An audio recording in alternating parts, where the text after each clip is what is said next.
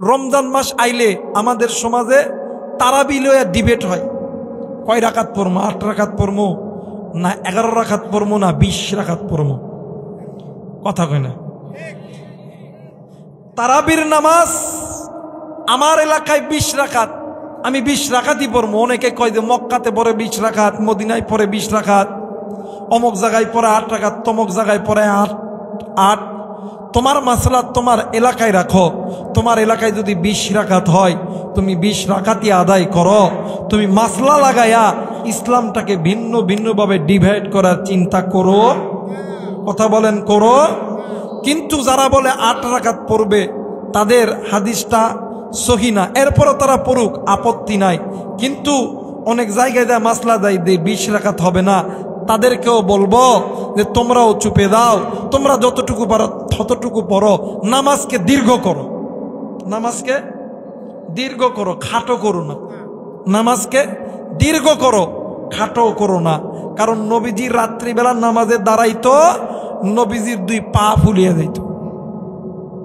আর আমাদের সমাজে এই তারাবি পড়তে লাগা যখন নিয়োগ দেওয়া হয়, চিন্তা করি হুজুর তারাবি পড়তে কয় মিনিট, যদি কয় 1 ঘন্টা, কয় হবে না, কথা কয় না। আর একজন হুজুর আপনার তো তেলাওয়াত খুব সুন্দর, আপনার কত মিনিট, কয় 40 মিনিট, হবে না। আর একজন হুজুর আপনার তো তেলাওয়াত মোটামুটি চলে, আপনি কতক্ষণ, কয় আমি 25 মিনিট। কয় হুজুর 25 মিনিট বেশি হয়ে যায়, এরপরেও চলে, একটু কমালে ভালো হয় না, কথা কয় না।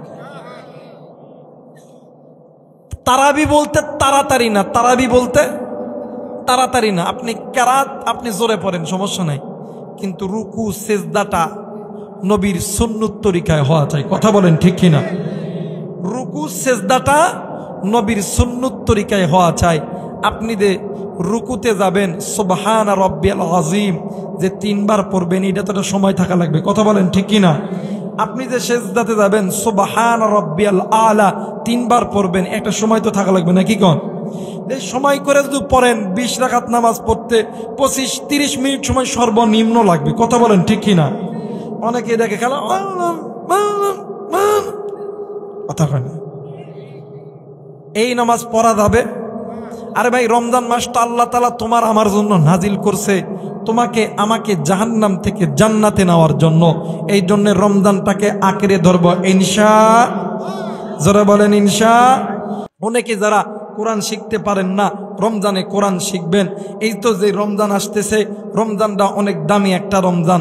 আমার ভাইরা, আমার বন্ধুগণ, এই রমজান মাসের ভিতরে মুসলমান নারী পুরুষ সকলেই ঢোকার চেষ্টা করব ইনশাআল্লাহ, যারা বলেন ইনশাআল্লাহ। কারণ এই রমজানের রোজার দ্বারা আল্লাহ তাআলা বান্দাকে দিনদার বানায়, মুত্তাকি বানায়, পরহেজগার বানায়, আল্লাহওয়ালা বানায়। রমজানের রোজার দ্বারা বান্দা বান্দির অর্থ সম্পদের মধ্যে বরকত দেয়, বান্দা বান্দির রিজিকের দরজা খুলে দেয়, বান্দা বান্দিকে ধনী বানায় দেয়। রমজানের রোজার দ্বারা বান্দা বান্দির কঠিন থেকে কঠিন রোগ মুক্ত করে দেয়, ডায়াবেটিস মুক্ত করে দেয়, হার্ট মুক্ত করে দেয়।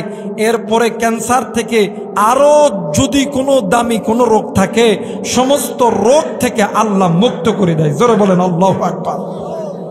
এই রমজানের মধ্যে ঢোকেন, নিয়ত করেন যে ইনশাআল্লাহ আগামী 30 দিন একটা রোজাও ছাড়বো না ইনশাআল্লাহ, জোরে বলেন ইনশাআল্লাহ। আর ছাড়বেন কেন? একটা রোজার দাম কত জানেননি আপনি? এই দুনিয়ার জমিনে, এই পৃথিবীর জমিনে সবচাইতে বড় সমুদ্রের নাম আটলান্টিক মহাসাগর। কোন সাগর? কথা কয় না, কোন সাগর? এই আটলান্টিক মহাসাগরের চাইতেও বড় যদি কোনো সাগর থাকে, যে সাগরের পানির নিচে আল্লাহর যত সৃষ্টি আছে, মাছ বলেন, কুমির বলেন, পোকা মাকড়, এরপরে ওই সমুদ্রের নিচে যত খনিজ পদার্থ আছে, সবগুলো যদি এক পাল্লায় রাখা হয়, রমজানের একটা রোজা যদি এক পাল্লায় রাখা হয়, রমজানের একটা রোজার পাল্লা আল্লাহর কাছে বেশি ভারী হয়। আসতে বলেন, আরো আসতে বলেন, আরো আসতে বলেন। আপনার ওই সমুদ্রের যত যা আছে সব এক জায়গায় রাখবেন, আর রমজানের রোজা যদি এক জায়গায় রাখেন, রমজানের রোজার পাল্লা আল্লাহর কাছে ভারী হয়ে যাবে। সুবহানাল্লাহ। এই জন্য রমজান মাসে যদি কোনো ব্যক্তি 1 ওয়াক্ত ফরজ নামাজ আদায় করে, এক ওয়াক্ত ফরজ নামাজ আদায় করলে 70 ওয়াক্ত ফরজ নামাজ আদায় করার সওয়াব আল্লাহ তাআলা আমলনামায় দিয়ে দিবে। যদি এক ওয়াক্ত ফরজ আদায় করে 70 ওয়াক্ত, আর যদি এক ওয়াক্ত নফল ওয়াজিব আদায় করে, তাইলে এক ওয়াক্ত ফরজ নামাজের সওয়াব আল্লাহ তাআলা আমলনামায় দিয়ে দিবে। অন্যান্য মাসে বান্দা কোরআন তেলাওয়াত করলে এক খতম দিলে এক খতমের নেকি দেওয়া হয়, আর রমজান মাসে যদি কোনো বান্দা এক খতম তেলাওয়াত করে 70,000 খতম সওয়াব আল্লাহ তাআলা আমলনামায় দিয়ে দেয়। এই জন্য রমজান মাসের মধ্যে ঢুকতে হবে ইনশাআল্লাহ। শুধু তাই নয়, এই রমজান মাস আমরা রাখবো, রমজান মাস কিসের দ্বারা রাখবো? রমজান মাস রাখবো সিয়ামের দ্বারা, রমজান মাস পালন করব কিয়ামের দ্বারা, রমজান মাস পালন করব জিকিরের দ্বারা, রমজান মাস পালন করব কোরআন তেলাওয়াতের দ্বারা। কথা কয় নাকি? অনেকেই বলে যে হুজুর যে রমজানে খুব কষ্ট হয়। কষ্ট কাদের হয়?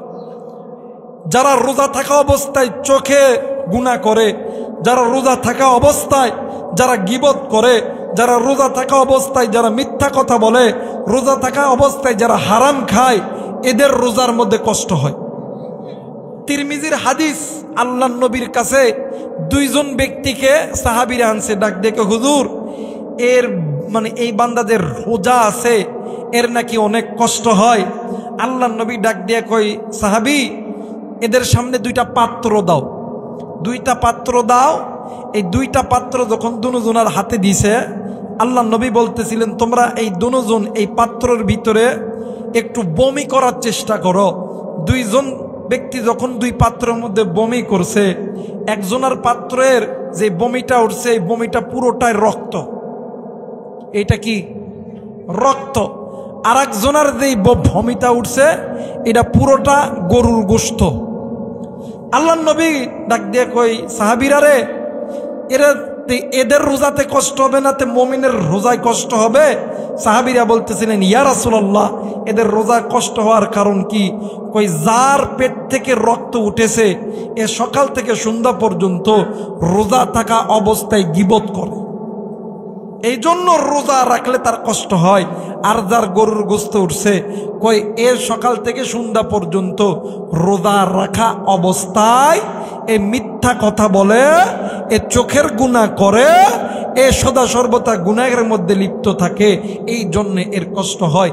এই জন্য রমজান মাস গুনাহ মুক্ত রমজান মাস গড়ব ইনশাআল্লাহ। জোরে বলেন ইনশাআল্লাহ। আপনি যদি আমি এই 30টা রোজা যদি গুনাহ মুক্ত রাখতে পারি, আমলের দ্বারা রাখতে পারি, এই রমজান মাসের ভিতরে আল্লাহ তাআলা একটা রাত দিছে, যেই রাতের কথা কোরআনুল কারীমের মধ্যে এসেছে, যে রাতটার নাম হলো লাইলাতুল কদর। কোন রাত দাদা? লাইলাতুল কদর। এক রাতের দামটা কত জানেন? 1000 মাসের চাইতেও দামি। সুবহানাল্লাহ কয়। একজন হাজী সাহেব মক্কা মদিনায় হজ করতে গেছে। হজটা হবে ফরজ হজ, কাবা শরীফ তওয়াফ করতেছে। এইরকম তওয়াফ করা অবস্থায় যদি সময় যদি চলে যায় 84 বছর 4 মাস, না হুজুর 4 মাস, এমন তওয়াফ যদি করতেই থাকে, এই 84 বছর 4 মাসের তওয়াফ একদিকে হবে খায়রুম মিন আলফি শার, এই এক রাতের দাম আল্লাহর কাছে অনেক দামি হয়ে যাবে। আরাফার ময়দানে কোনো মানুষ সেজদায় পড়ে গেছে, ফরজ ওয়াক্তে একজন মানুষ সেজদায় পড়েছে, এই সেজদার দৈর্ঘ্য হইছে জোহর থেকে মাগরিব পর্যন্ত। এইরকম সেজদারত অবস্থায় যদি কোনো মানুষ 84 বছর 4 মাস সেজদায় পড়া থাকে, এই 84 বছর 4 মাসের চাইতে লাইলাতুল কদর খায়রুম মিন আলফি শার, এই রাতটা আল্লাহর কাছে দামি হয়ে যায়। বলেন তো দেখি, দুনিয়ার জমিনে এমন কোন ফ্যাক্টরি আছে, এমন কোন কোম্পানি আছে যে এক রাত কাজ করলে, এক রাত চাকরি করলে 12 মাসের বেতন দেয়? আছে কোন কোম্পানি? কোন কোম্পানি নাই। কিন্তু আমার আল্লাহর একটা কোম্পানি আছে, যদি কোনো বান্দা রমজান মাসের রোজা পালন করে, একটি রাত জাগ্রত হয়, এই এক রাত জাগ্রত করার কারণে 83 বছর 4 মাসের গুনাহ আল্লাহ মাফ করে দেয়। তাহলে আল্লাহ কি আপনাকে আমাকে জাহান্নামে দেওয়ার জন্য বানাইছে? কতক্ষণ জাহান্নামে দেওয়ার জন্য বানাইছে? জাহান্নামে দেওয়ার জন্য বানাই নাই, জান্নাতে দেওয়ার জন্য বানাইছে। এই কারণে রমজানটা হবে আমলের দ্বারা, রমজান হবে আল্লাহ আল্লাহ জিকির দ্বারা, রমজানটা হবে সুবহানাল্লাহ ওয়ালহামদুলিল্লাহ লা ইলাহা ইল্লাল্লাহ আল্লাহু আকবার। রমজানটা হবে কোরআন তেলাওয়াতের দ্বারা, রমজানটা হবে নামাজের দ্বারা। কথা বলেন ঠিক কিনা? অনেক মানুষ দেখবেন রমজান মাসে নামাজ নাই, রোজা নাই, খালি না খেয়ে থাকে। কথা কয় নাকি? খালি না খেয়ে থাকে। ওর না খাওয়া থাকাটাই বেকার। ওর রোজা কোনোদিন কবুল হবে? কথা বলেন কবুল হবে? রোজা তো কবুল হবে আমলের দ্বারা, রোজা কবুল হবে আমলের দ্বারা। আমার ভাইরা, এই জন্য রমজান মাস আমলের দ্বারা সাজাবো ইনশা। আর আরেকটা জিনিস